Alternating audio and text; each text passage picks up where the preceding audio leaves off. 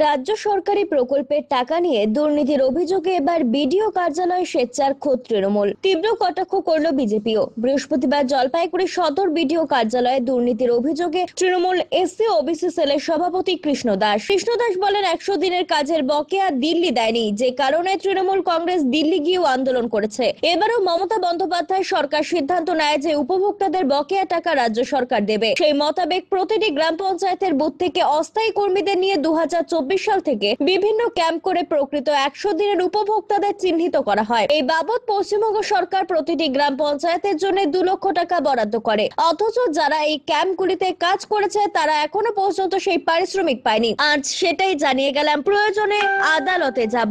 অপরদিকে বিডিও অফিসের বিরুদ্ধে খোদ তৃণমূল কর্মীদের তোলা দুর্নীতির অভিযোগ প্রসঙ্গে বিজেপি নেতা শ্যামপ্রসাদ জানান, কেন্দ্রীয় সরকার 100 দিনের টাকা মেরে তো বড়লোক হয়েছে তৃণমূল নেতা থেকে আমলা। এবার নিজেদের দল তৃণমূল কংগ্রেস পরিচালিত রাজ্য সরকারের টাকাও মেরে দিয়েছে। অপরদিকে রাজ্য সরকারের অধীনে 100 দিনের কাজের উপভোক্তাদের খোঁজার কাজে যুক্ত 12 পাটিয়া গ্রাম পঞ্চায়েতের অস্থায়ী কর্মী, যিনি এখনো প্রাপ্য পারিশ্রমিক পাননি বিডিও অফিস থেকে, সেই রতন রায় জানান, আমি 100 দিনের কাজের বকেয়া টাকা পাওয়ার জন্য উপভোক্তাদের খোঁজার কাজে যুক্ত ছিলাম, তবে আজও আমার প্রাপ্য পারিশ্রমিক পাইনি। যদিও জলপাইগুড়ি সদর ব্লকের বিডিও মিহির কর্মকার এ প্রসঙ্গে দৃঢ়তার সঙ্গে বলেন, আমরা টাকা দিয়েছি এবং অডিট রিপোর্টও ঠিক আছে। 2024 থেকে যে রাজ্য সরকারের যে বকেয়া বিল আছে সেটা আমরা অনেক এনআরজিএসে অনেক জায়গায় আমরা ক্যাম্প করছি এটার জন্য, যে টাকাটা যাতে পাওয়া যায় সে জায়গায় আমরা এখনো পাচ্ছি না। আমরা বিভিন্ন জায়গায় ক্যাম্প করছি, তারপর আমরা বিডিও অফিসে গেছি এনআরজিএস সেলে, সেখানেও কাজ করা হয়েছিল, কিন্তু আমাদের এখনো সেই বকেয়া বিল যে আছে সেটা আমরা এখনো পাচ্ছি না। আমাদের মতো অনেকে আছে যারা এখনো পায়নি। ওরাও আমরা আজকে এই প্রধানরা আসলো, উনি বসলো, কথা দিল। বসার পরে যখন আলোচনার মধ্যে আমরা সবকিছু দেখাচ্ছি, উনি বলছে আমার এটা টাকা খরচ হয়ে গেছে, টাকাটা আমি খরচ করে ফেলছি। 1 কোটি কত টাকা? পুরোটাই 1 কোটি 28 লক্ষ টাকা। আমাদের কাছে 14 লক্ষ, বাদ বাকিটা আমরা জানি না, ওদেরকে দিছে না দিছে জানি না। তো আমাদেরকে কিছু ভাউচার বাই করে দিচ্ছে যে হ্যাঁ 12 এত টাকা দিছি। হ্যাঁ, আমাদের হচ্ছে একটা জিবি 2 লাখ, প্লাস হচ্ছে দুয়ারে সরকারের জন্য 1 লাখ, 3 লাখ এক একটা জিবি, মানে 3টা জিবি তাহলে 3 + 15 লাখ। তো 12 পাটের একটা ভাউচার দেখাইলো, এই সম্ভবত 54,000। সেটা দেখলাম একটা ডেকোরেটর, সে প্যান্ডেল করছিল ওই যে দুয়ারে সরকারের, তার দেখলাম এটা তো দুয়ারে সরকারের টাকা, কিন্তু যেটা হচ্ছে এমজি এনআরজিএস এর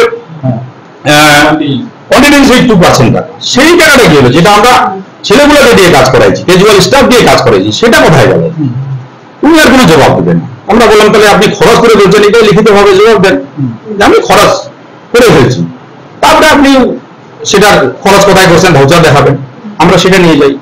বলে এটা কোনো লিখিত হয় না। কেন লিখিত হয় না? আমরা যখন লিখিত ভাবে আপনার কাছে জানতে চাইছি, তাহলে আপনার উচিত লিখিত ভাবে জবাব দেওয়া। এটাই তো ডেপুটেশনের নিয়ম। আমরা যখন আপনাকে লিখিত ভাবে দিচ্ছি, আপনি লিখিত ভাবে দিবেন, উনি কোনো মতেই দিবেন না। এখানে আমরা মারপিট করতে পারি না। তো তাই আমরা ঠিক আছে, আমরা পরবর্তী স্টেপ নিব, পরবর্তী কিভাবে এটা আরো আগানো যায়। এখন যদি কোথাও ওইভাবে গণতন্ত্র পদ্ধতিতে যদি বিচার না পাওয়া যায়, তাহলে কোর্ট করতে হবে, আদালত। আপনাদের কি মনে হয় টাকাটা কোথায় গেল? টাকার ব্যাপার তো, টাকা থাকে পকেটে, পকেট থেকে কার পকেটে যায় কি করে বুঝবো? বাংলাতে এখন চোরের উপরে বাটপার চলছে। এক তো 100 দিনের চুরি করে সম্পূর্ণ টাকা, গরিব মানুষের টাকা তারা চুরি করে বসে আছেন, আর কেন্দ্রকে দোষারোপ করছে যে টাকা আসছে না। টাকার কোনো হিসাব নেই, সব চুরি করে বসে খেয়ে আছেন, তার হিসাব দেবেন, টাকা আসবে কোথার থেকে? মানুষকে বোকা বানানোর জন্য আবার চোরেরা ঢুকিয়ে ফেললো যে না, কেন্দ্র টাকা না দিলে আমরাই টাকা দেবো। সেই টাকাও যখন এসে পৌঁছেছে, যে বিভিন্ন জায়গায় যারা সার্ভে করবে তাদেরকে দেওয়ার জন্য, হিসাবপত্র দেখার জন্য প্রত্যেকটা অঞ্চলে 2 লক্ষ টাকা করে এসেছে। তো সেই টাকা বাকি তারা পায়নি। কি অবজেকশন করছেন? তৃণমূলের নেতারাই অবজেকশন করছে। কার বিরুদ্ধে? বিডিওর বিরুদ্ধে। যেই বিডিও ছাপ্পা ভোট নিয়ে, যে বিডিও কাউন্টিং এর সময় জালিয়াতি করেছেন শাসক দলের হয়ে, আমাদের উইনিং ক্যান্ডিডেট গুলোকে দেননি, সেই বিডিওর নামে বলছেন। ফলে আমাদের পাড়া আমাদের সমাধানে কত বেশি তৃণমূলের নেতাদের এই প্রোডাক্ট বিক্রি হয় তার একটা প্রতিযোগিতা চলতেছে। কৃষ্ণ দাসের ভাগায় কম পড়েছে, ও বিডিও বলে দিতে পারবে, জেলা শাসক বলে দিতে পারবে যে কার ভাগায় কম পড়তে, সেটা ভাগা টানাটানি লয়। কদিন আগে মুখ্যমন্ত্রী চলে আসছে ফালতু, কদিন আগে মুখ্যমন্ত্রী চলে এসে মুখ্যমন্ত্রী বলেছে নাকি 100 দিন নিয়ে কোনো কথা বলেনি মুখ্যমন্ত্রী। ওনাদেরকে পেমেন্ট করা হয়েছে, কর্মচারীদের বেতন পেমেন্ট করা হয়েছে, এবং আমাদের এই যে আমরা যে খরচ করেছি সেটার ক্যাগের অডিট হয়েছে, সুতরাং আমাদের তরফ থেকে কোনো গাফিলতি নেই। আচ্ছা, ওরা বলছে যে ওরা নাকি টাকাই পায়। অনেক কিছুই বলতে পারে, কে কি বললো সে বিষয়ে তো আমি কিছু জানি না। আমাদের তরফ থেকে আমাদের যেটা আছে সেটা ওনাদেরকে বোঝানোর আমরা চেষ্টা করেছি, আশা করি ওনারা বুঝবেন। অমিত বণিকের প্রতিবেদন, সিসিএন, তরাইডুয়ার সংবাদ।